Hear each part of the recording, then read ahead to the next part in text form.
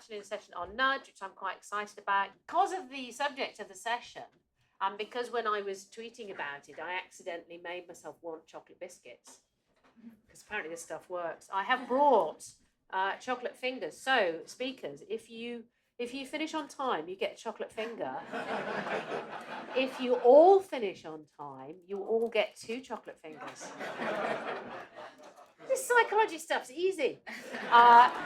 So we have a great panel of speakers. So we have 4 speakers. I'm going to introduce them briefly now, and then they will speak 5 minutes each. So on my far left here, we have Laura Dodsworth, author of A State of Fear, How the UK Government Weaponised Fear During the COVID-19 Pandemic, which I believe is for sale on the bookstall downstairs.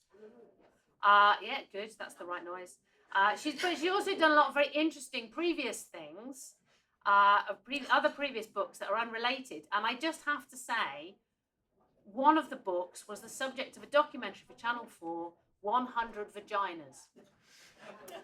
And actually one thing that's emerging is most of us on this panel have done a variety of different things. So I don't know if that's relevant to the subject matter or not, but it remains a truth. Meanwhile, at the other end here, we have Dr. Nobalale Dangazale.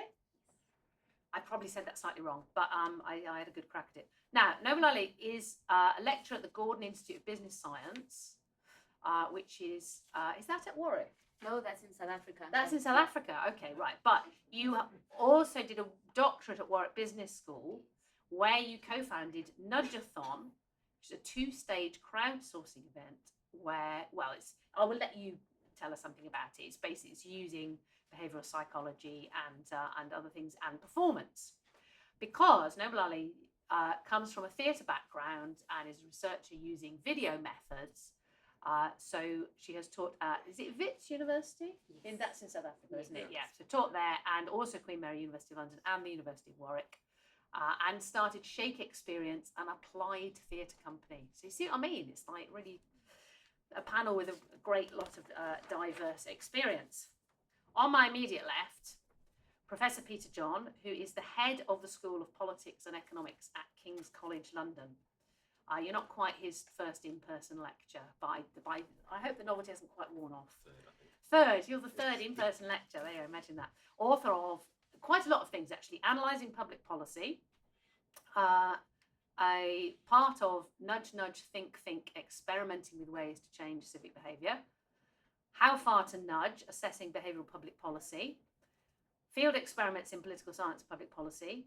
And also some of his experiments were used in Political Turbulence, How Social Media Shape Collective Action. And you've got a forthcoming book, I think, British Politics, An Analytical Approach. So really well qualified and has written lots of things, almost as many things as Professor Frank Furedi, who's written far too many things for me to go through all of them. An emeritus professor from the University of Kent at Canterbury. New book, 100 Years of Identity Crisis, Culture War over Socialisation. Of the many other books, I think some of the most relevant are Invitation to Terror, Expanding the Empire of the Unknown, Culture of Fear, Paranoid Parenting, How Fear Works, Culture of Fear in the 21st Century, and Democracy Under Siege, Don't Let Them Lock It Down. And also, in fact, Authority of Sociological History. But of Frank's many books, probably the ones that are most relevant will turn out to be the ones I haven't mentioned at all. Absolutely. There you go. So, as I say, we will have 5 minutes each. If I have to show you a yellow card, you have 30 seconds left. If you finish before the red card, you get a chocolate biscuits. So, take it away, Laura. Nudges guide you into making better choices by people who know what is best for you. There are now lots of those people in government. I'm not going to go too much into what a nudge is because we've got professors here. But the classic example is that putting fruit at eye level is a nudge, but banning junk food is not. How do we know when a nudge has gone too far? That's the question of today's debate. I'm going to start us off with a quote from Mindspace, Influencing Behaviour Through Public Policy, which was co-authored by one of the directors of the UK government's nudge unit. People have a strong instinct for reciprocity that informs their relationship with government. They pay taxes and the government provides services in return. This transactional model remains intact if the government legislates, provides advice to inform behaviour, But if government is seen as using powerful, pre-conscious effects to subtly change behaviour, people may feel the relationship has changed. Now the state is affecting them, their very personality. So has a nudge gone too far when subliminal manipulation changes your personality? It has changed your relationship with the state in the last 18 months. Does nudge go too far when it doesn't stop, when the first nudge doesn't achieve the desired effect and so another nudge follows, and then more ensue? That does rather change the idea of choice. An example of that would be the drive to increase vaccine uptake, which has relied on behavioural science to an unprecedented degree during the COVID pandemic. Incentives such as dropping PCR tests for double vaccinated holiday makers, Asda clothes vouchers, raffles for Euro 2020 tickets, media stories promoting the regret of the infected and unvaccinated, the looming threat of a vaccine passport, finally mandates for care workers, all rolled out one after the other. Does a nudge go too far when it bypasses the normal debates? One of the campaigns that the Nudge Unit is proud of is making organ donation opt-out rather than opt-in. Because the choice is still preserved, there's very little of the tricky debate. There's no difficult law to pass. There's an obvious net benefit to society, and you do still own your organs, at least while you're alive. But we didn't really debate it. Is it a nudge too far when someone is hurt by the nudging? How about deliberately increasing people's sense of personal threat during a pandemic to make them follow the lockdown rules because they understood the risks to their own demographic too well? Fear is a very destabilising tactic. I interviewed people who are quite undone by fear for my book, A State of Fear. Some of them identified that it was specifically government messaging and advertising, the 24/7 doom-mongering in the media, the steep red lines of worst-case scenarios on graphs, and the use of terms like COVIDiot to shame, other, and encourage social conformity. One of the Spy B advisors who spoke to me anonymously said, "The way we have used fear is dystopian. It's ethically questionable."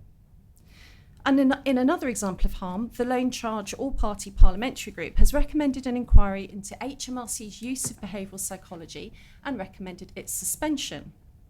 Taxpayers were pressured using 30 behavioural insights in communications, something that's been cited in one of the 7 known suicides of people facing the Lone Charge.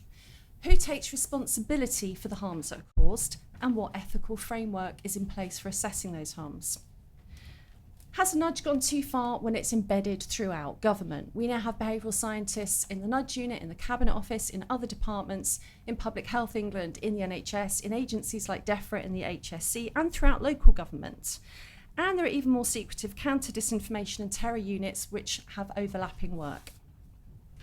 There's very little transparency, and manifestos have ignored the costs, the aims, the tactics, and the impacts of behavioural science.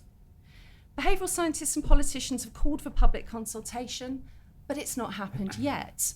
Going back as far as 2011, a select committee noted that there are, I quote, ethical issues because they involve altering behaviour through mechanisms of which people are obviously not aware.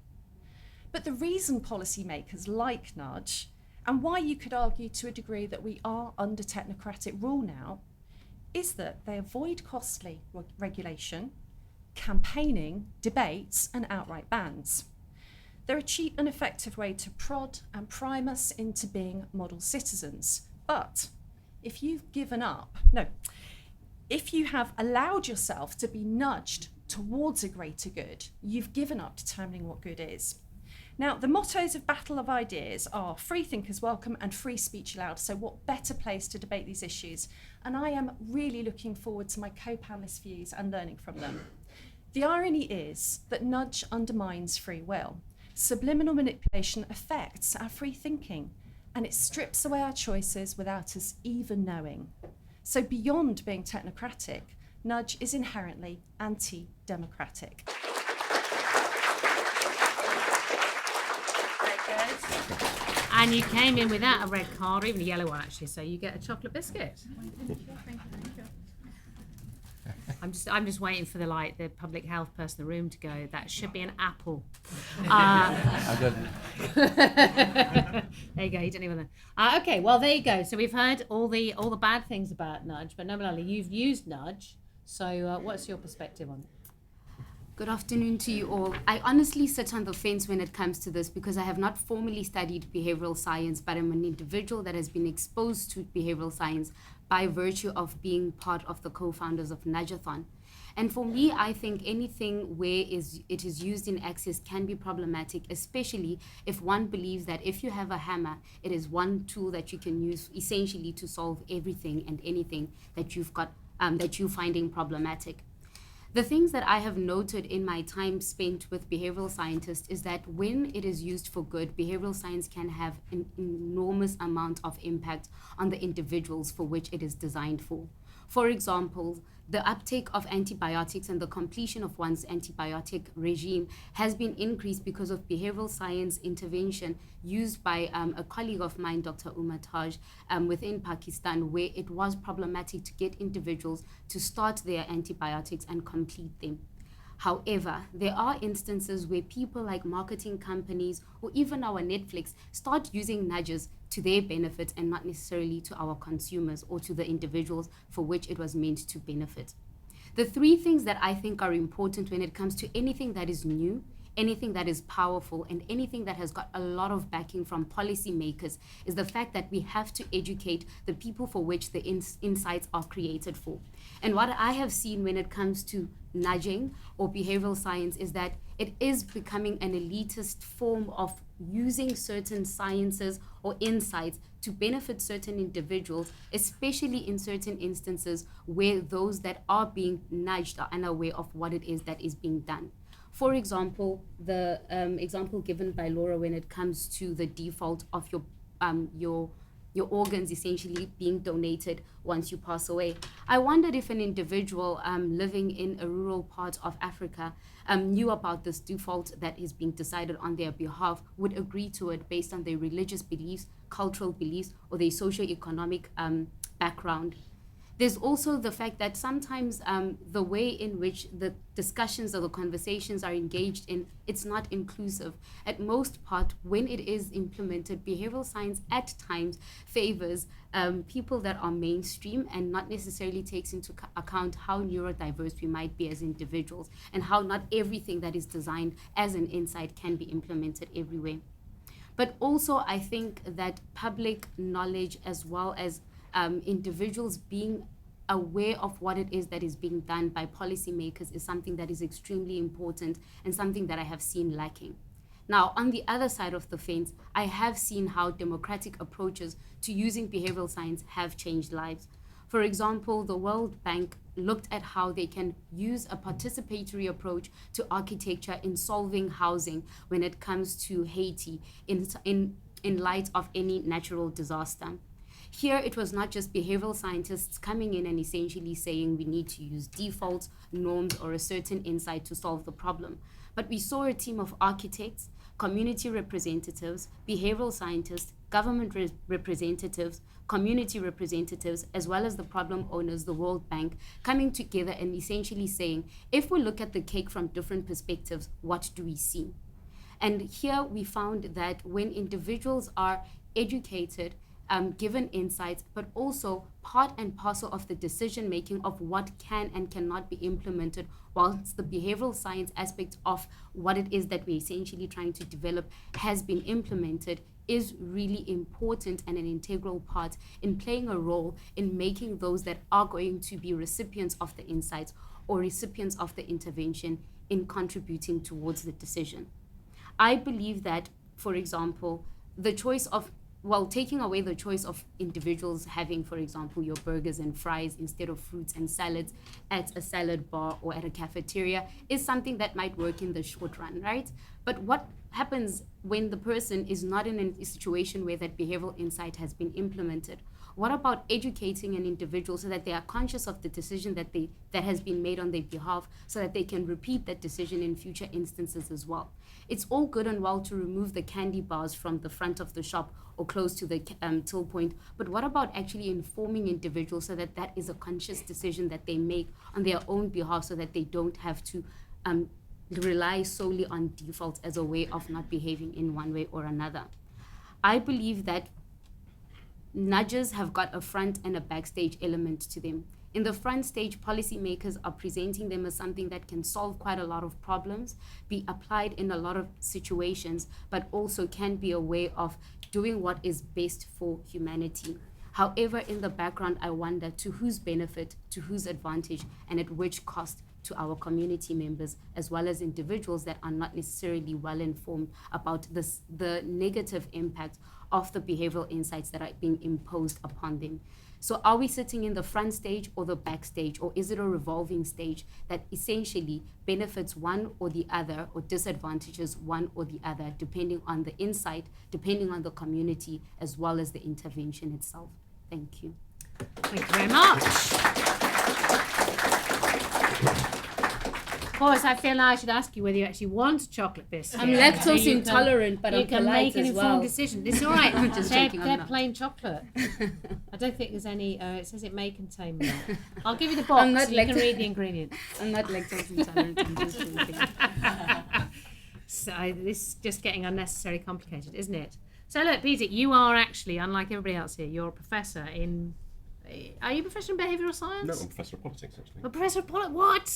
Yes, but I Okay. do lots of nudges. You do lots of I nudges. I try and encourage citizen participation. Good. Okay. More Fire voting, away. voter Fire away. turnout. You've got actually 6 minutes. I lied when I said it was 5. 6 minutes. Take it away. Okay, where I start is from the desirability of kind of using evidence to inform kind of public policies. So the kind of starting point is we have a kind of state. The state does things. It collects taxes, it runs the health service, it's responsible for public health. All those things are in place, and the question we want to ask is, when we elect politicians who hire civil servants, are they making the kind of best kind of public policies? And obviously they can make policies according to hunches, according to the manifestos, which were all legitimate things to do. But I think we think that if they use evidence, which is kind of collected, ideally by a social scientist or other scientists, to inform those decisions, that's a kind of desirable thing. So right through the 20th century, the British state has hired various forms of scientists to kind of give advice, and that goes into the kind of policy process. So the kind of the rise of behavioural sciences, which kind of goes back to the 1960s and the 1970s, is kind of part of that. And it's the way in which sort of when government has to do something, it can sort of do it in such a way as to have sort of good effect. So, for example, government often kind of writes letters to various people, still writes letters on, reminding you about your tax return. The question is, are they doing it in the best kind of way for the best kind of effect?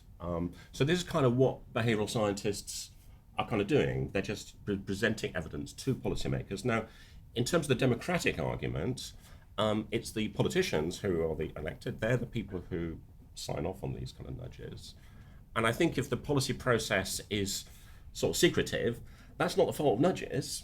That is the fault of the decision-making process, that so much is taken behind doors. But nonetheless, even in that kind of relatively secret British environment of the British state, behavioural science has made this impact. And I think it's, and from my point of view, I'm really pleased that politicians are taking this kind of stuff seriously, because I spend a lot of time writing all these papers, and it's nice that people are reading them, and it's good that actually might have an impact, that people might take them seriously. So I think it's a good thing this is kind of happening.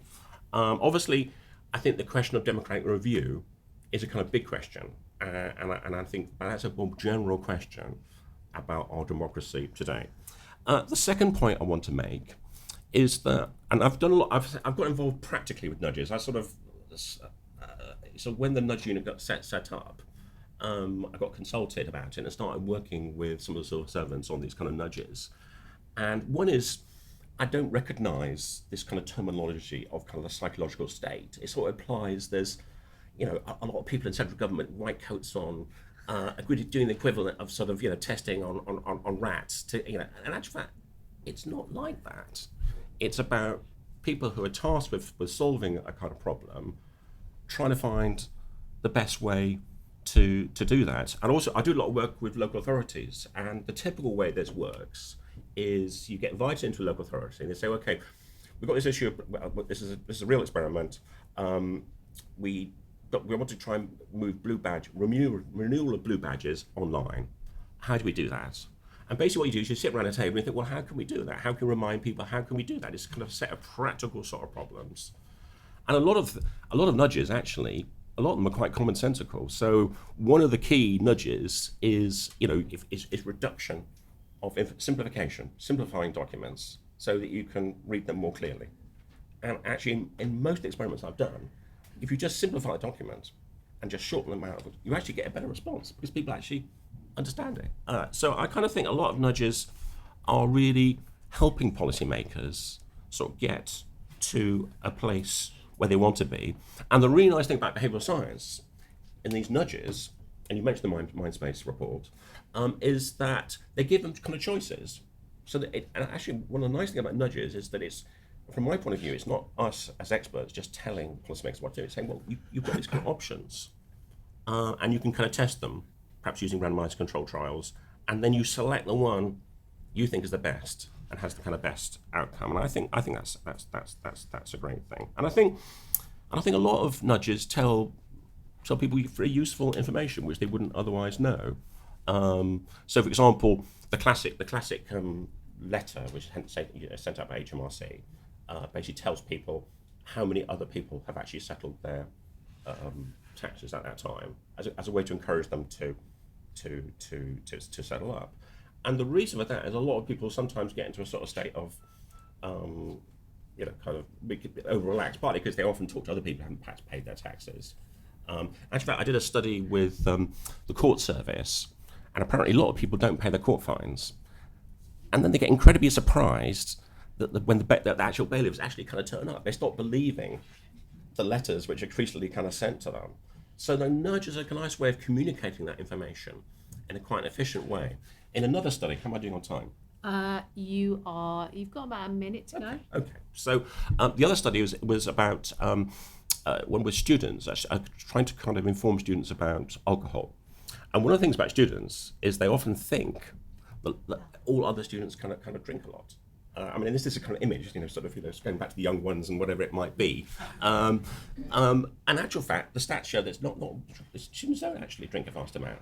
So in actual fact, and people often feel peer pressure to engage in drinking. So actually, when they actually find that information out, that actually might encourage them to make a more informed choice about that. So, as you can see, I kind of like nudges, but I do accept the criticism that people aren't fully informed when the nudge has been delivered. And one of the things that I'm committed to is, in one way is we could have we could have debates like this, deliberative democracy, but for most people, life's too short for that.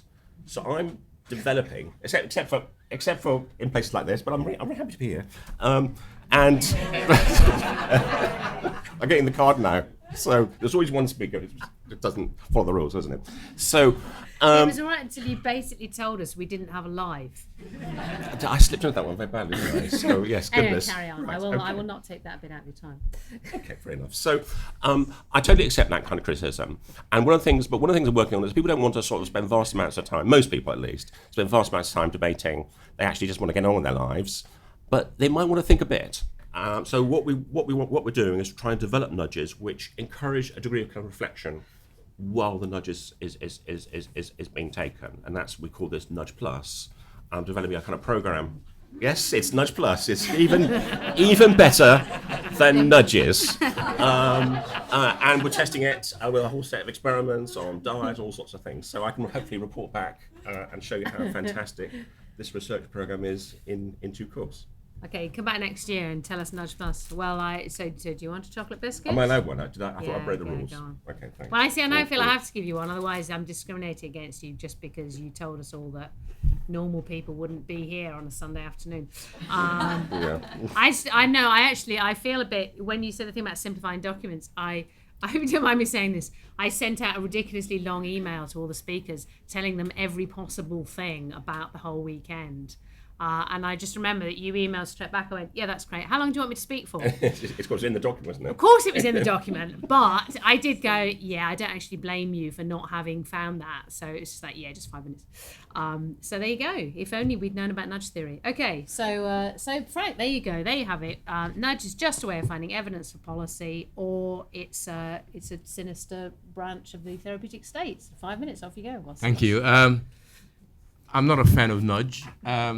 I think that the main problem of nudge is that it's anti-democratic. It basically assumes that there are two kinds of people: the ones that can make choices, they have got the evidence, they're rational and they're scientific, and there are the rest of us who, according to nudge theorists, tend to make irrational choices, and they tend to make choices that are not in their best interests, and therefore they need people who come along because they're behavioral scientists and put them right.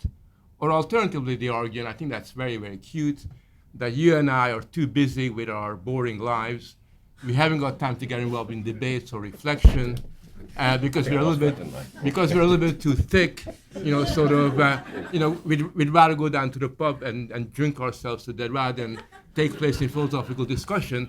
And therefore, we're going to do the thinking for you, right? We're here to think for you because, that's who you are. And I think that kind of paternalistic sort of infantilizing of the public is something that I find very unpleasant about nudge. So therefore, I don't think there is a good nudge. I think all form of nudging is inherently a problem. I think you have to recognize that what we call nudging today has got a long history, even before the 60s, because governments have always relied on advertising, they relied on propaganda. But what has happened is that when behavioral science kicks in, something new occurs.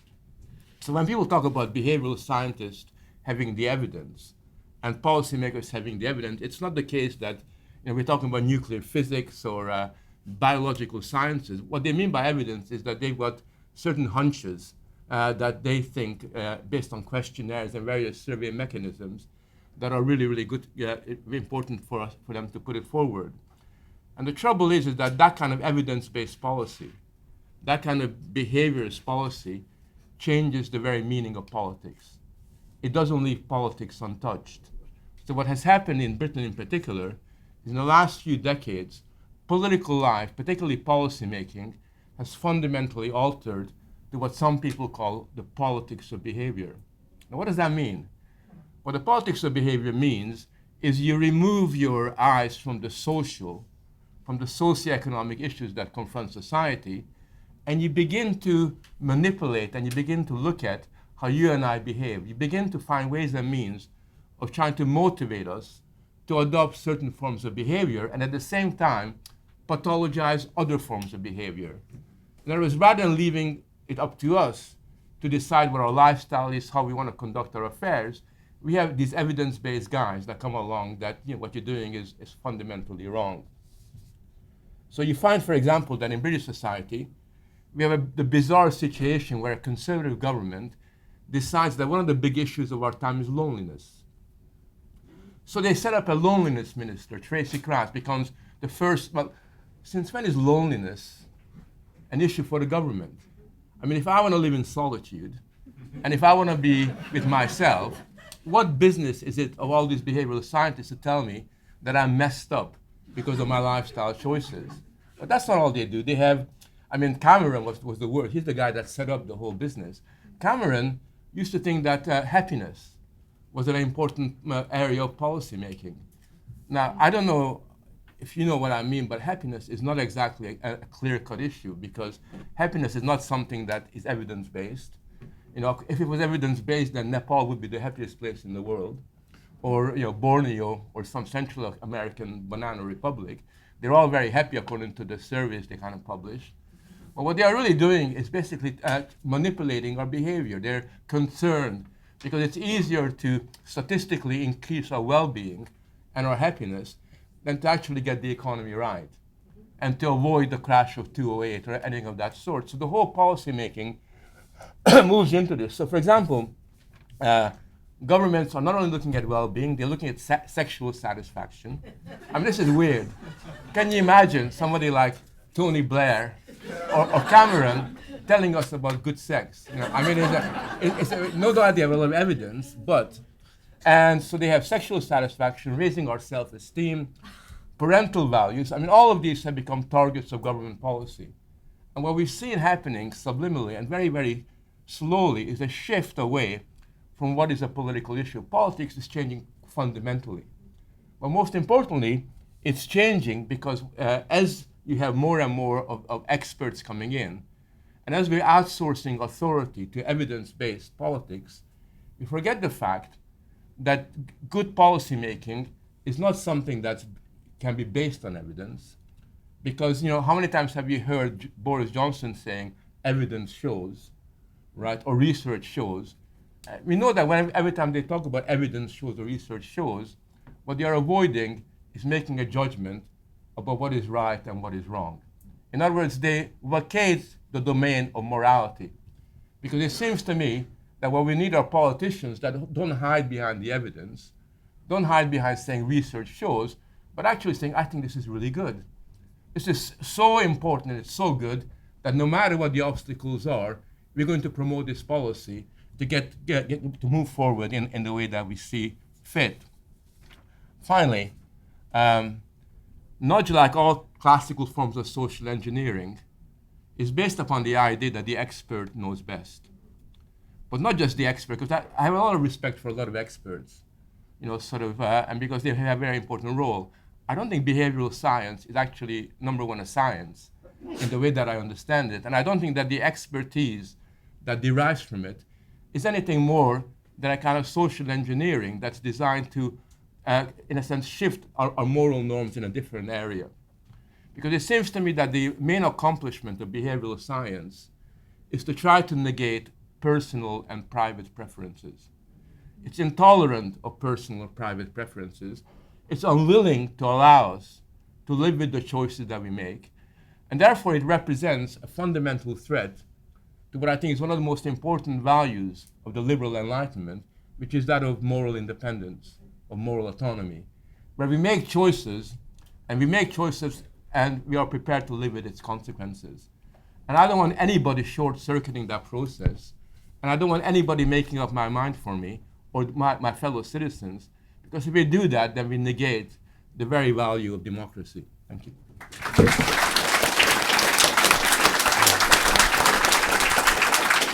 I'm dieting. Now you've got an apple, haven't you? Yeah, and I'm dieting as well. Now, Frank's using his autonomy to refuse a chocolate biscuit, but because you did all finish without a red line, everybody gets a second one if they want one. No, they don't want one. No. Okay, I'm going to eat them then. Right. So I'm just going to say we have a slight imbalance on the panel. Evidently, we have two antis, a pro, and a maybe. So I'm very keen to hear the people in the audience who think that nudge is being misrepresented here or getting short shrift, or that it has a value even if it's not being used the right way by politicians. But having said that, it's about free speech and open debate. So very keen to hear your ideas. Picking up on what Frank was saying, do you think that nudge is a symptom or a cause? Is there something more disturbing underneath all of this, which is basically the abdication of responsibility by decision makers, poor decision making, and really that people should be free to make up their own choices, and if they want to drink a lot and die, that's their choice? I think one way to think about nudges, or the way they've been implemented, is the idea of marginal gains. Because I think that where nudges are involved, such as in redesigning of forms and things, I mean, a lot of it's common sense, because you know that things are really badly written and designed. It doesn't take much intelligence to kind of improve that. But even when that happens, you know, what you'll see in terms of improvement is negligible, marginal, and, you know, in a sense, kind of relating to what Frank is saying, I guess, where there are improvements, it's very, you know, minor, and it's not transformative. Nudge, in that respect, doesn't really kind of bring about kind of arguments and ideas of how to do things very differently. It's more about just tweaking the system, as it were. I think that's something to kind of really remember. When the nudgers think they've got something really good, they're not really bringing about a very different way of thinking about things at all. Okay, good. Off you Sure. go. I have a rather obscure nudge reference. The first time I actually came across a nudge reference, I knew somebody who used to live in Wimbledon who was a regional manager of a large chain of pubs, and they chose to implement a new set of urinals that they were putting in the men's toilets, and they had it was a fly that was under the ceramic, so when men were going to the bathroom they would pee on the fly rather than peeing on the floor as men tend to do. And one of the decisions that they had to make and the conversations that they had in their regional office was about the number of accidents that people have in the toilets, that men slip and fall and break elbows and wrists and hands or whatever in the toilets. And they did a trial somewhere in the country, I can't remember where it was, but in the year that they had these in the toilets, they had no accidents in the toilets just because men were peeing on the ceramic fly that was in the toilet, which is weird, but it's true. So that was the first time I came across the idea of nudge. So, and the other way that he characterized it to me is that often there's a default choice that has to be made. We have to make a choice about how we put something in place. Is it A or B? And I think there's an awful lot to be said for making a decision about that default choice that errs in a sort of caution or helping people, or if you were making a decision about how many people are going to have an accident in your toilet, you choose to have less people having an accident in their toilet. So I think there's a lot to be said for it. There we go. Thank you. I've learned a lot from your conversation. Quick question for the panel. Can nudges be justified if those doing the nudging don't follow their own nudge? So the obvious example is throughout the pandemic, you've had kind of various experts or a kind of clericity or government saying do one thing and then repeatedly being caught doing something else. The most glaring example being the Labour Party masking up in Parliament and jollying along at their conference. So that's the first part. Second question is that because they don't believe in the ideas at all, or is it because they think they're in a different category and it doesn't apply to them? Okay, Kerry Dingle from the charity World Right and the film crew. A couple of quick questions. First of all, I understood, maybe the fly example is a different, but I understood that the jury's out on whether it really works. And does it really work? And secondly, to what extent has the rise of nudge and the whole department of nudge with Cameron coincided with the obsession with a politics of our personal behaviour and an obsession with, what we eat, drink, do, smoke, exacerbated obviously by COVID in terms of what we can and can't do. And I would see, on your points, Laura, which I thought were really useful, when you said, is it a nudge too far? I do concur with Frank that it does seem to me that nudging is instead of ever winning the argument. And it is a contemptuous attitude to all of us. And that we not only can't be won over, but we can't even take part in an argument. So it's argument avoidance and treating us like crap, really.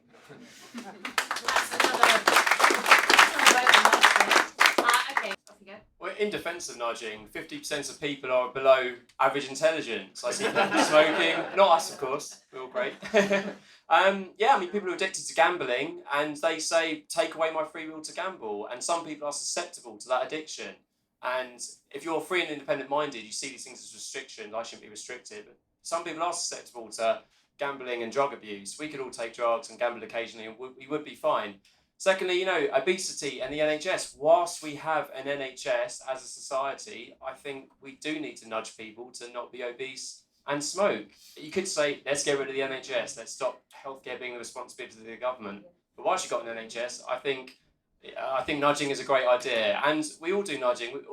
We have advertising nudging us towards drinking Coca-Cola and Pepsi, which are bad for us. So if the government's nudging us in the opposite direction to be healthier, that might be a good thing. And we're all marketing ourselves. I'm wearing a jacket to maybe make myself look good.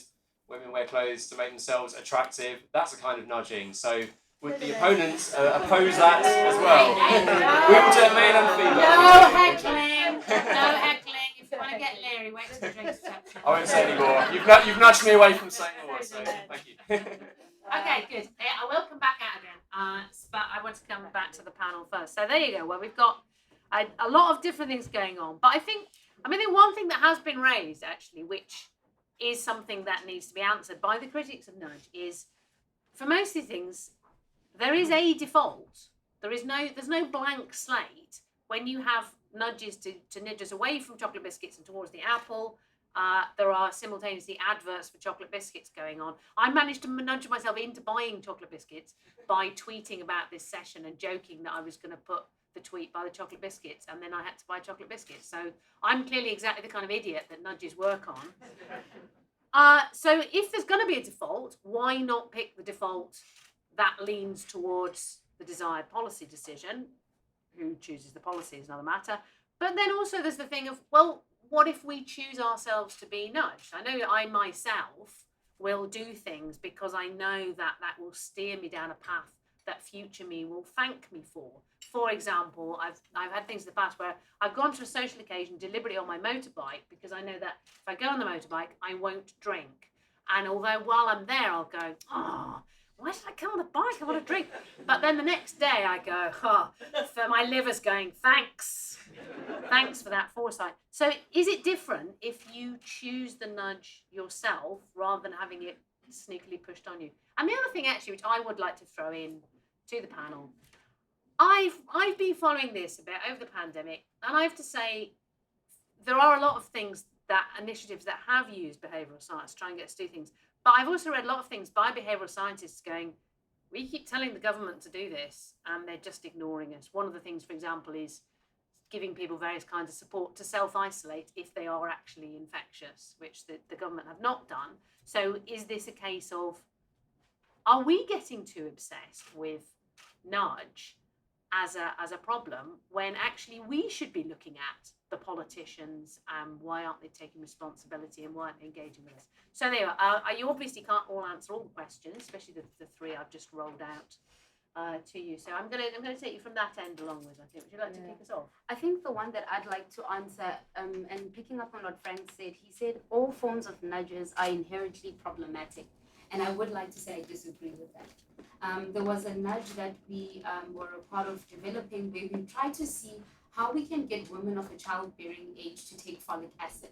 It's a difficult one, right? Because you should start taking folic acid ideally before you fall pregnant so that you can prevent your embryo or possible baby getting spina bifida. But some women are not aware that they actually are pregnant until it's far down their pregnancy. So the window period where folic acid can be beneficial to the child has already lapsed, and sometimes the child then has spina bifida. But if you put folic acid in bread, for example, or in flour, it doesn't harm anybody, it doesn't hurt anybody, and it benefits the women that are of a childbearing age. Now, in an instance like that, I think a nudge like that is beneficial to the women who would have potentially given birth to children who have spina bifida. And even if the margin is low for the gentleman at the back, for that one child born without spina bifida, it's a life-changing experience. So even though the margins are not too great, I do believe that nudges like that are really good. However, I did say I sit on the fence, and it's comfortably so because I enjoy the sunshine on this side and the rain on the other side.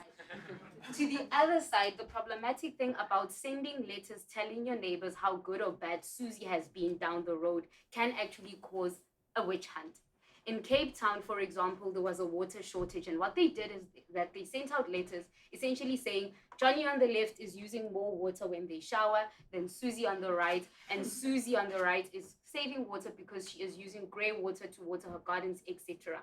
Now, when we all know as a community who's the good boy and who's the good girl and who's the good they and them, we find a situation where we want to find out, why are you being selfish? Why are you inherently putting us in a position that will put us as well as our children at a disadvantage? And what ended up happening is people would go to the neighbor who is using excessive amount of water and heckle them, tell them how selfish their activities are, and essentially it created divisions within that neighborhood, and this had to be stopped. So in instances like that, where the intention is really good, where the outcome has worked in other contexts, it doesn't necessarily work when you pick it up and plonk it in another context. So there was where my argument about including the people that you're making the nudge for is important, democratizing it, but also educating individuals. Because perhaps for that community in Cape Town, it could have worked had they understood the underlying good that they're trying to achieve by creating that nudge, as opposed to just implementing it as a blanket behavioral intervention and not necessarily taking the time to educate the individuals it would impact. So that's why I think sometimes it can be good, but also it can actually have an adverse effect on the people that's supposed to benefit. Frank. I think there's a danger that we call everything nudge. Every policy, and we got to make a distinction between the way that nudge works in terms of the use of behavioral science, principally to regulate and to influence people's individual behavior, and just a commonsensical way in which we make practical decisions. So to take your example on folic acid, I think that the way forward from a democratic point of view is to acquaint society with the benefits of folic acid, to argue maybe that it'd be really, really good to put folic acid into bread because it makes the consumption of folic acid much easier, whilst at the same time recognizing that there are a lot of women who don't want to take folic acid, who regard folic acid and its consumption in a way that's different than you and I. And that's a very legitimate point of view. And therefore we make sure that there's bread available, baked goods available that don't have folic acid within them. So that's how you have a grown-up political discussion, rather than the way that people are proceeding in many parts of the world. I think that there's a danger that somehow we take our behavioral preferences as the norm and basically pathologize other ones. So the argument about obesity and its impact on national health, you could use the same argument that people like me, I love skiing. And there are many, many skiers who have a lot of accidents. I broke my leg twice. My wife broke her back once and her hip once, skiing. And that put a lot of strain on resources for the NHS, I assume. Well, the point is that the logic of that is that it's not fair that people doing sports, physical sports, playing football, rugby, skiing, should somehow put all these burden on the NHS because it's a burden on it. And I think that either we have a universal health service or we don't. But it seems to me that if people want to be fed, that's their choice, and they should have the right to live with it without our intervention. It's not a choice that I want to adopt for myself, but it seems to me that there's an arrogance about trying to save people from themselves, which is essentially what we are really talking about. We're not saviors. We're all of us human beings. And I just want to say that nudge is a symptom of a bigger problem. I don't actually worry that much about nudge, or at least don't worry about nudge as much as I worry about what it is that leads to the politics of behavior. And what leads to the politics of behavior is the outsourcing of political and moral authority by our political class.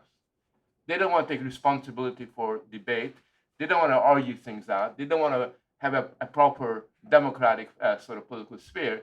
So instead, they hand things over to the experts. Research shows, evidence shows, let that finish the discussion. It seems to me that the real problem is the reluctance of our political classes to take their citizens seriously, treat us like grown-ups, and have the debate out, and know that we might agree on many of the objectives that nudge promoters have, but we would have arrived at it democratically rather than by fiat.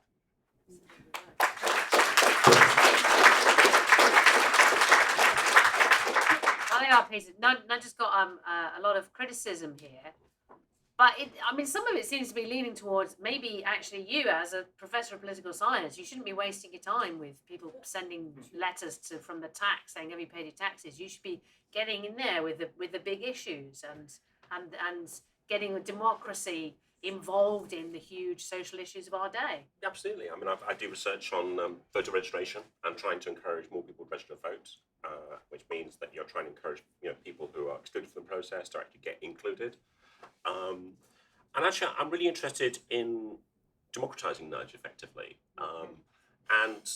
One of the things, in a sense, these kind of tools can also be used by citizens to influence kind of politicians. So I did this experiment with lobby groups. Basically, we sort of worked these various lobby groups, and we got them to send differently worded letters to kind of local councillors to try and improve their kind of lobby aspect. I randomly assigned them, and actually one of them, I don't quite know if it was us or whether it was they would have got a thing anyway, but one of them actually got the result of their lobby. So I think these things can be empowering, I think the key thing is not to get over obsessed with not just sort of taking everything over and all the rest. I think politics is going on. The democratic process is going on anyway. Boris may say he's being led by evidence, but Boris has probably actually worked out what he wants to do, and it just actually suits him to say the evidence of vaccine, just picks the evidence which kind of backs. I mean, this is going back. This is what politicians do from the beginning of time. It's a messy process. They're basically, what interesting re-election, all fighting all sorts of battles. And nudge, I mean, it's only a real small part of that. And I think there's some comments at the back, and I think does nudge work or not, or the issue of kind of marginal gains. And I think nudge does work. Well, not all nudges, but quite a lot of nudges work. But they tend to be kind of relatively small effects, 2-3 percentage points, 4 or 5 percentage points for most kind of nudges. Nudges are not going to transform the whole world. They're not going to, on their own, deal with problems like climate change and all that. But they can be a helpful part of the toolkit.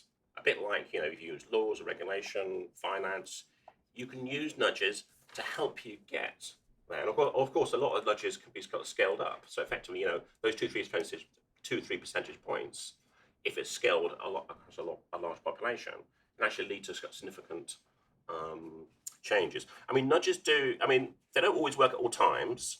They can sometimes backfire. And sometimes they've got a tendency to decline over time. So you can repeat the nudge. It doesn't kind of always work so strongly the second time. People get kind of used to nudges. And I think that is partly why I'm very interested in the kind of, the democratic side of nudges and actually informing people while they're being nudged. And not keeping nudges, secret, a sort of secret process. That is, to me, that is the way forward. But it's nudges. Nobody ever claimed that nudges are going to kind of solve all the world's problems. But the opposite, that we should completely reject this useful tool, to me, doesn't actually follow either. So that's me. Okay, Laura, what do you think? Well, first of all, it's been really interesting listening to everyone, and there were some really good questions. I've made quite a lot of notes. Can I just go through some of them quickly? Okay. So first, I feel sorry that you kind of dug yourself a little bit of a hole there, but it did tap into something, which is that there is something kind of paternalistic about nudge. And there was a chap at the back who said, don't forget, 50% of the population is below average intelligence. And so there are people that need their decisions to be made for them because they're not capable. And actually, I think it's inherently disrespectful to people to say that they can't make rational decisions, or that they don't have the time to make a choice, or they don't have the time to debate. I think that we should assume people are capable and rational and know how to decide for themselves. And maybe deciding for themselves means making mistakes and being unhappy. This kind of recent trend of thinking about our well-being, I'll be honest, I'm just as unhappy about it as fears. I don't want the government to concern itself with my fears or my happiness, because I want to make mistakes, and in a way, I also want to be unhappy. Some of my most profound personal and professional growth has come through making mistakes. And it's important we make permanent changes to ourselves as a result of living life. And the quest of humanity is looking for the good life, and that has to be up to us to determine. You see, nudges are not permanent fixes. In the room today, the word nudge is being used interchangeably with lots of other things. Now, a nudge is part of the choice architecture that preserves choice. So, for instance, putting folic acid in bread is not a nudge. You haven't got any bloody choice. You've got to have folic acid in your bread. So, like Frank said, you can educate people. Just keep educating, give them information about what the advantages of folic acid would be, and then let people make a choice. A nudge might be that you make bread with folic acid much cheaper than bread without folic acid, because then you still have a choice. Now, on choice, on the scale of choices, I feel there's been a little bit of a playing down of little marginal gains of choices and nudges. Well, sometimes they're huge. Okay. Cass Sunstein and David Thaler, they're considered the fathers of nudge.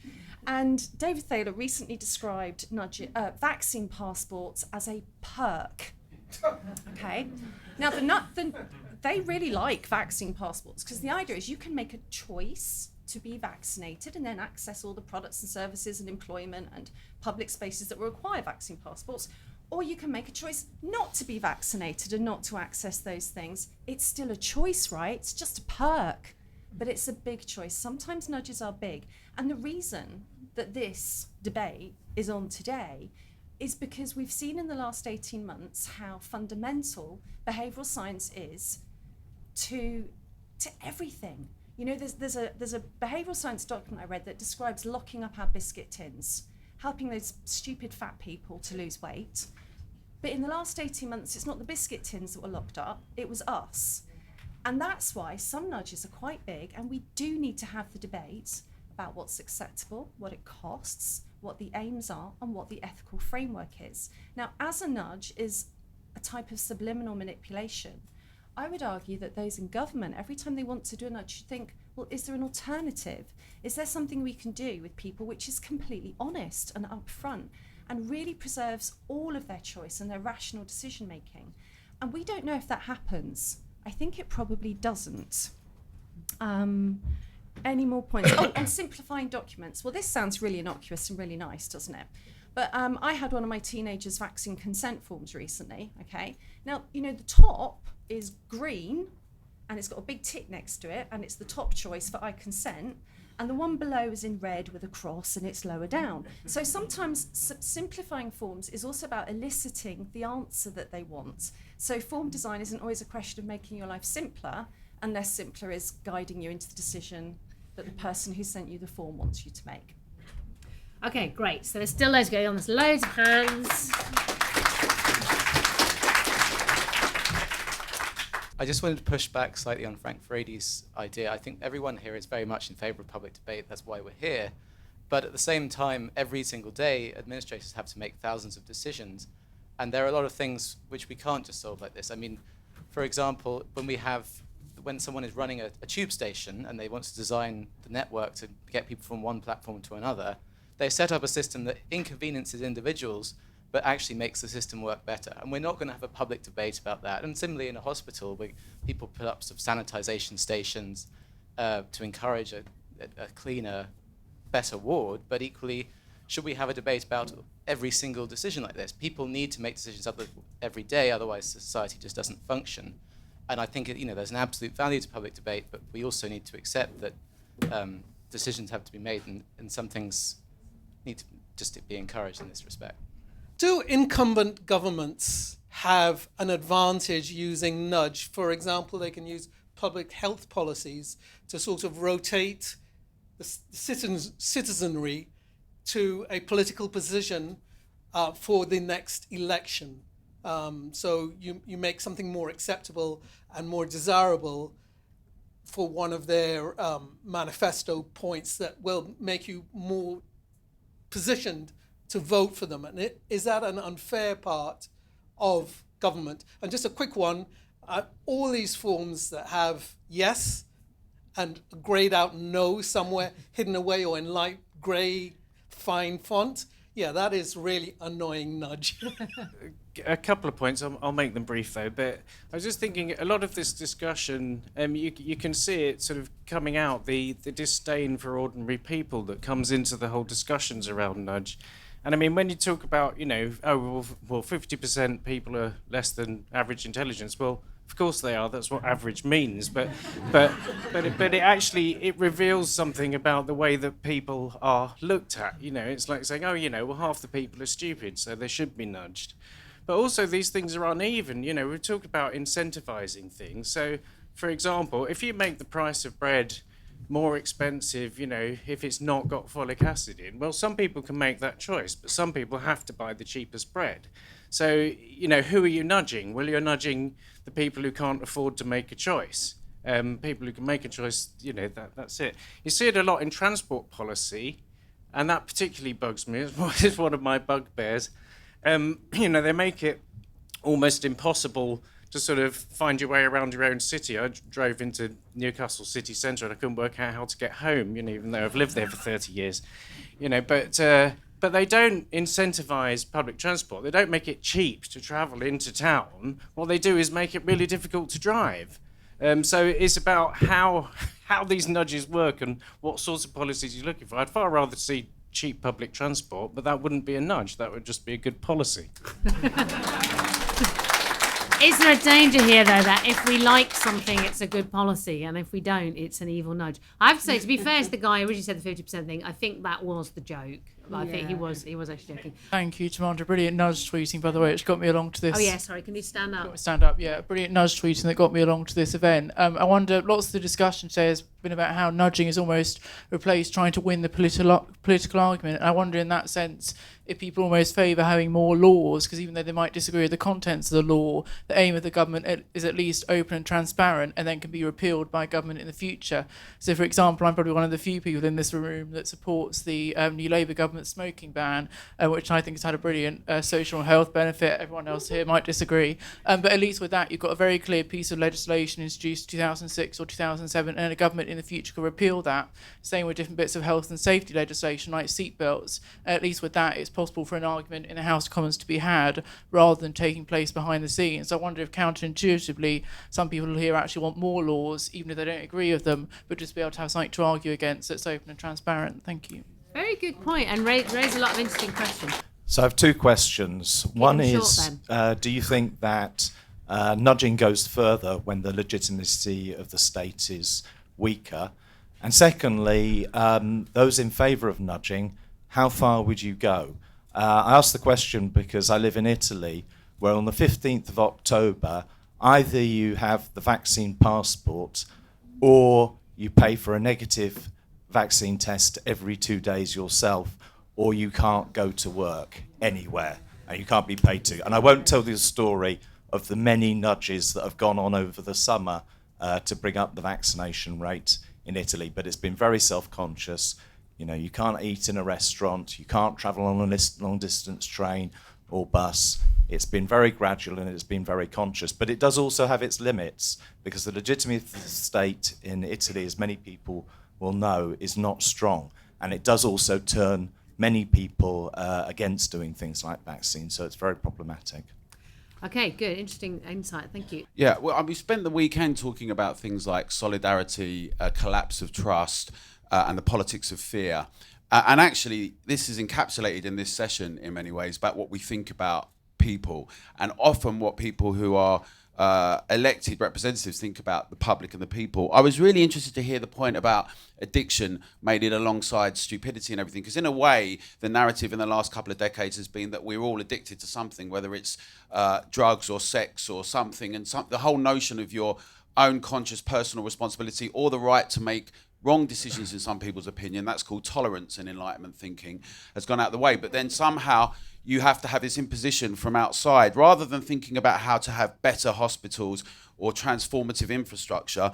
Is constantly an attempt to intersect with our personal decisions. And I just want to remind ourselves, right, that from design to everything else, many people who are never educated actually transformed the world, right? The public had the ability to make choices and make history and inform all sorts of things. And I think we need to rekindle that spirit, a sense of belief and confidence in one another to make the right and the wrong decisions. You can criticise as much as you want. And we should insist and demand upon that from our leaders, and not to patronise us. And it's on us to do that with our fellow citizens. And it's great that you all want to applaud each other, but I'm really keen to get one in. So if you could restrain your applause, I know it goes against everything, but if you just restrain your applause so that more people get a chance to speak. Can't really follow that. I want to talk about the health service. It's less exciting. But I am interested in this relationship between sort of the failure of public services and yet their extension further into our lives. You've certainly got that with the health service over the pandemic. We were shut down because of the incapacity of the NHS. It was then lionised even further. We're going to see the extension of kind of health intervention through nudge, and yet you can't get a doctor's appointment. It's a really bizarre situation. I think what happened with organ donation is also salutary. So you had in the 1990s a series of scandals over the retention of body parts, an inability to deal with that politically and explain to people why body parts might be kept, a over-formalisation of the process of consent, and then the retreat from the argument, and now you just have a default, you give your organs unless you withdraw your consent. That works in the short term, but in the long term it is a failure, not just because people aren't given the choice, but because you can't make the argument for something that's actually public spirited. You can't win people to that. a mundane example of high street nudge that may be familiar, pairs of rubbish bins. One is a recycling bin, has a picture of lots of nice shiny recycling bottles and cans and things that you get. And you think, so if you put something in this bin, that's what you're helping make. The non-recycling bin, on the other hand, has a picture of a filthy landfill site with seagulls circling overhead. You're a good person. You don't want your rubbish to end up there, do you? But I actually think you could put another set of pictures on those bins. On the non-recycling bin, you could put a picture of, say, Cardiff Stadium, which was built on a landfill site. And on the recycling bin, you could put a photo of one of those grim Chinese recycling centres where we ship all the recyclable stuff that we have no demand for over here. So, this is, a clear case of nudging to make a one-sided political point, but it's actually, that can only happen because that discussion is not happening in the wider world. So maybe the money and energy that's being put into nudging would be better directed by fostering that sort of discussion, say, for example, by sponsoring future battles of ideas. Hi, I'm currently studying economics, so I'm finding this really interesting. I just wanted to say I've heard the word intelligence come up a lot today when talking about intelligence, but when talking about nudges, but I don't think it's always to do with intelligence, and actually a lot of the time I think nudges help us when we aren't always thinking clearly. And I don't know about anyone else, but I certainly have times where I'm not thinking particularly clearly, and I think when we're out and about and looking at things, not necessarily thinking about why we're doing what we're doing or what's happening, actually nudges can direct us in a way that give us a reason to do whatever we're doing. So thank you.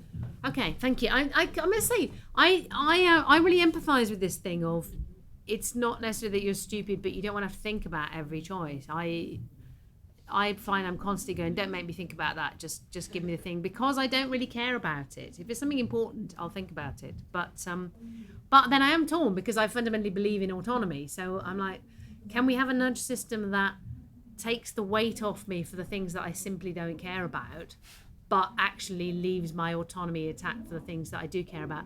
If you and the panel could answer that question for the end of the session, I'd be very grateful. I guess what I was thinking is that behavioural science is just about understanding why people make the choices they make, and I think there's a big difference to be made than just thinking about the nudges themselves. So people are feeling very stressed about the nudges being sinister, but I think there might be a way to kind of bridge the gap. So if we're talking about wanting debate, that's because of maybe a prevalence of people in this room having a strong desire for autonomy and that helping them make their choices. And so I think there might be something about that. So it's not intrinsically sinister to want to understand why people make the choices they make, but it's just about how we use that information, and using that information can be positive. It's just whether or not it's being hidden from you. Very good point, well made. Thank you. Hello, yeah, I just want to say I'm slightly stunned at the rosy or perhaps blinkered view some of the panel who are involved in nudging seem to have of it. I mean, this idea it can be used for good or democratically. I mean, it necessarily can't be neutral or benign. I mean, a function of behavioral science is to alter behavior to the benefit of its employer. I don't see how that can ever be objectively good. Also, it can't really... It treats people as a means to an end, and it necessarily does this surreptitiously by nudging.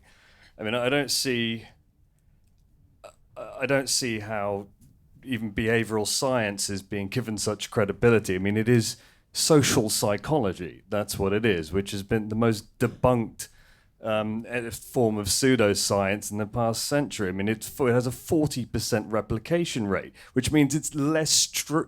It's more false than true. Yet it's never been more influential. I mean, I don't understand how people can go along with that so easily. I mean. Okay, I think that's a definite no from the guy in the middle. I wonder if one of the more insidious aspects of nudge is that it's reframed what a good choice and a bad choice is. It's not like every decision has a good option and a bad option. It's that the choice I make is the good choice, and the choice that somebody else makes for me is the bad choice. Or vice versa? Perhaps.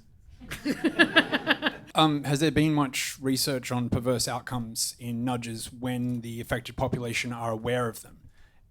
So once a population becomes aware that the government is nudging them, how much backlash do they get, and how many people do you get just being like, well, screw you, I'm going to do the opposite thing I have a feeling, actually, from way back when I did work on a social psychology radio series, there is actually a phrase for that, isn't there?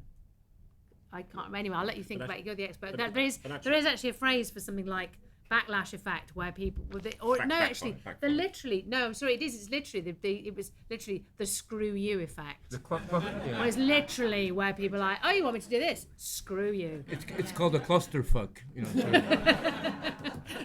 I think something that really bothered me throughout the whole pandemic with the government messaging, which was basically constant nudging, was that it just showed how much they didn't trust us to behave responsibly and to behave well. So instead of just being given information about, who is most at risk from COVID, which we all knew very quickly was older people, kids are told, you're going to kill Granny if you give her a hug.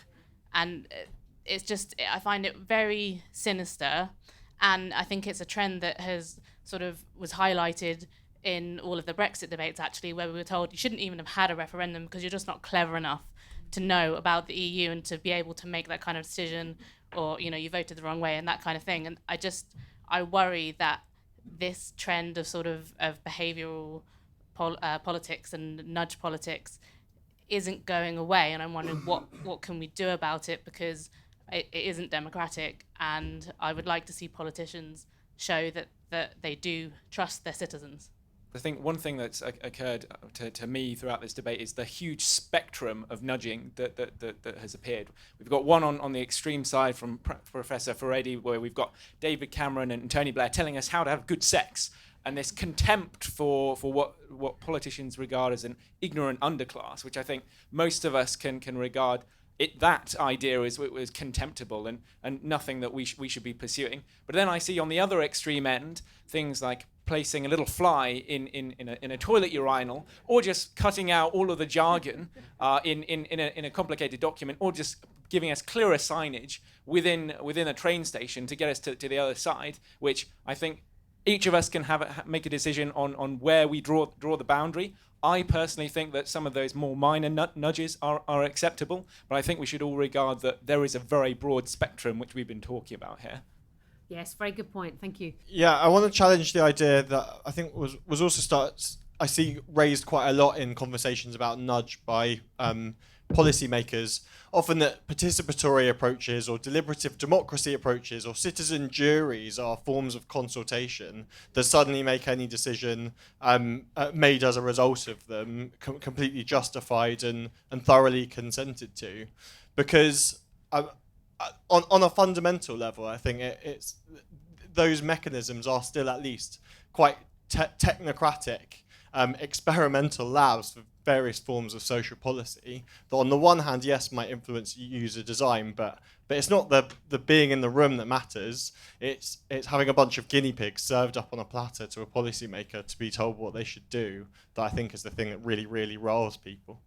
Hopefully everybody actually got to speak, which is marvellous. So you have probably 2 or 3 minutes each to answer all of those questions, deal with some big topic. I mean, some questions that came up for me were legitimacy, tolerance, explicit laws versus implicit nudges. Is it a retreat from the argument? Can you use nudging and understanding together? Are we redefining what a good and a bad choice are? I mean, frankly, if we can answer all those questions in the next 12 minutes, I think we've got the future of democracy sorted. So good luck, guys. I'm going to take you in the same order that I took you first off, I think. So, Laura, your 2 or 3 minutes. Obviously, you can't answer everything, but answer what you want to answer. So many good questions. Well, somebody's point wasn't addressed earlier, which was about politicians not following their own nudges, but really that was rules. And I'm going to give one. Well, the example you gave was the Labour politicians wearing masks in Parliament, but not at their knees up. Well, that's interesting, you see, because masks were introduced partly to be a signal. And if those Labour politicians really believed that masks were protecting their health, they'd have been wearing them when they were doing karaoke and dancing. So yes, they know they're a signal, they're playing the game. I think there was a really interesting point raised about the legitimacy of the state, whether laws would be more useful than nudge. I completely agree. You know where you are with the law. We can see it, we can debate it, we can go through the democratic process. It's a lot more upfront than a nudge, isn't it? Another really good point that was made was about choice. About choice being easier for some people than others. You know, maybe some people can afford the expensive bread without folic acid. That was just a made-up example I gave before. There's also the idea that some people might be more susceptible to nudges than others. You know, 20% of people now have COVID anxiety syndrome. Their fear is out of scale of the actual threat of COVID. And it's hard to extricate how much of that is due to public health messaging, i.e. propaganda, some of it, and how much to do with the real threat of COVID. But there's something in there about equity. What's the consideration of equity in behavioural science? The fact that some choices are easier for others to bypass than for other people. So the example about Italy over there, you know, if you're really rich, perhaps you can just get your COVID test every week, and if you don't want to have a COVID pass, but if you're poor, maybe that's not an option. Nudge is not a neutral mechanism. I'm going to pick up on what somebody said over there. There is this idea that the nudge itself is just neutral. It's just whether you take somebody towards a good end goal or a bad end goal. We'll come back to what I said when I kicked off today. Who determines what good is? And the behavioural scientists don't question the ingests they're given either. So if we think about one of the really big advertising campaigns in the last year, it was don't look him in the eyes and tell him you never break the rules. So this is all about behaviour. This was about shifting the blame onto you. Oh, COVID's spreading because of your behaviour, because you're breaking the rules.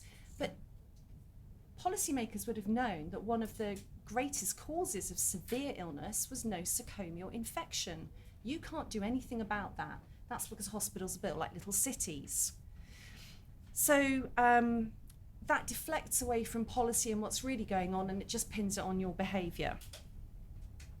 There was a point made about perverse incentives. There's two examples of this. First of all, the threat of the vaccine passport may backfire. It may miscarry quite badly. There are a few studies that show that while there is an initial uptake in vaccination, it does also create a cohort of people who are quite determined to retain their autonomy and to not be coerced into getting the vaccine. And another one is that some very punitive fines were introduced in the last 18 months for bad behaviour. Now, fines create perverse incentives for who's collecting the revenue as well. So your fine would go to the local council, and then do they have an incentive to employ more COVID marshals in order to fine you more to get more revenue, because some local authorities are on the brink of going bankrupt. Finally, to conclude what I want to say, I mean, this is a really healthy debate.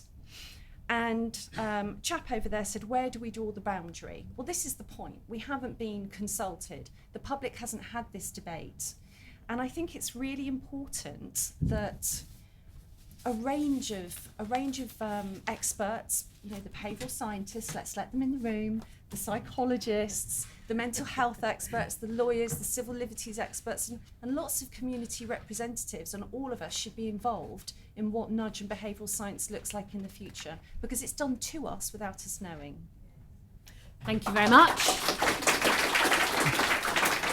I feel I should say, to be fair to behavioural scientists, some of the people who have been saying vaccine passports will backfire because they increase initial intake and then they will actually diminish overall vaccination rates have been behavioural scientists. So you know, we can talk about the uses of this stuff, but there are people in behavioural science saying don't do that. That's a terrible idea. Okay, Noble Ali, you've got 2 or 3 minutes, whatever you'd like to cover. I think the conversation today has been enlightening, and the question I have is our fundamental problem the fact that the nudges are being done without us consenting, without us being included in the decision making, or do we fundamentally believe that nudges are problematic in and of themselves? And that's, I think, what I'm going to be ruminating over, you know, on my way home. That is it the fact that we feel that the decision is being made on our behalf?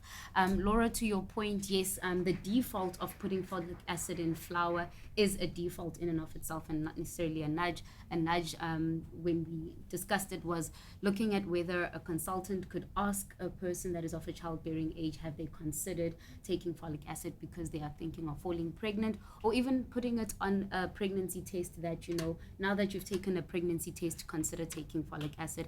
But the other thing that you pointed out is sometimes we conflate issues, right? We're talking about defaults, we're talking about policies, we're talking about nudges, we're talking about choice, and it all gets put into the same melting pot.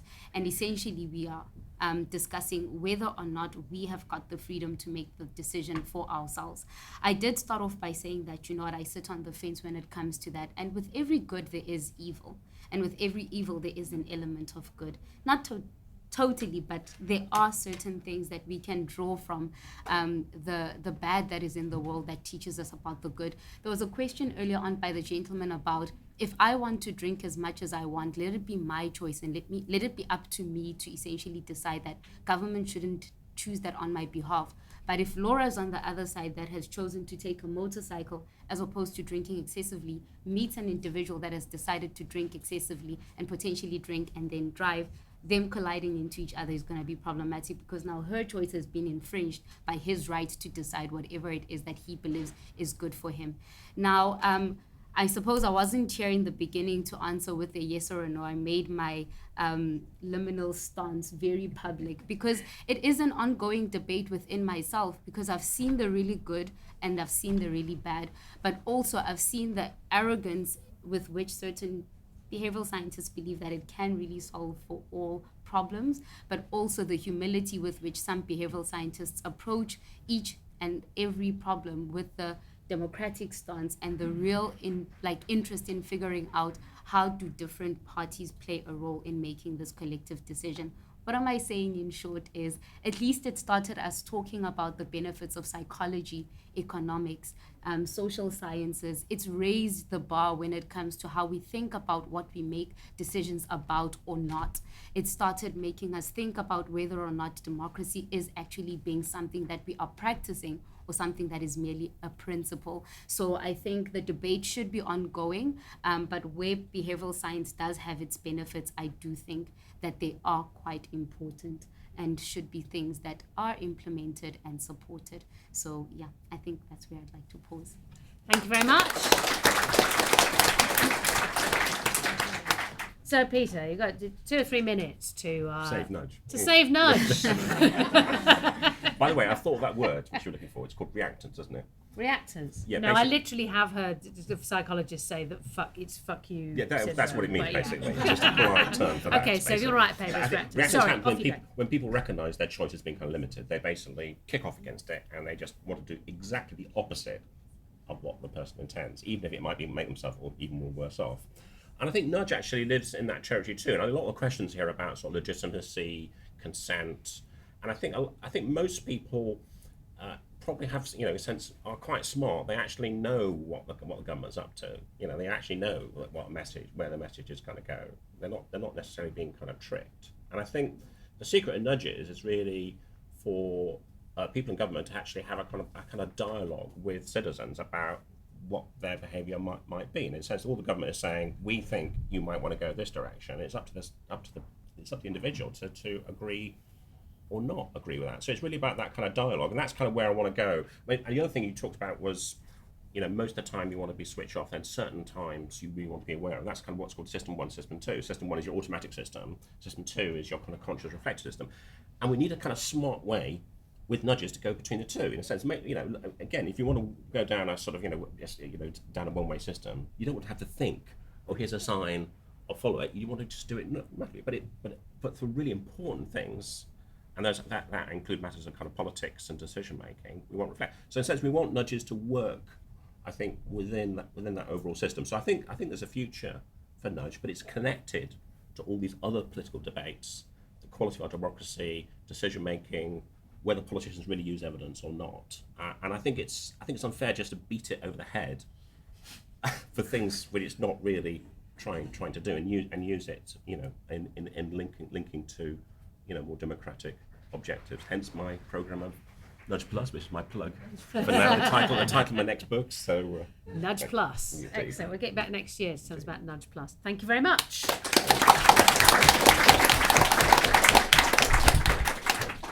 Okay, Frank, technically you have about a minute, but obviously I'm going to give you the same time as everybody else, at least, to... It's very kind of you.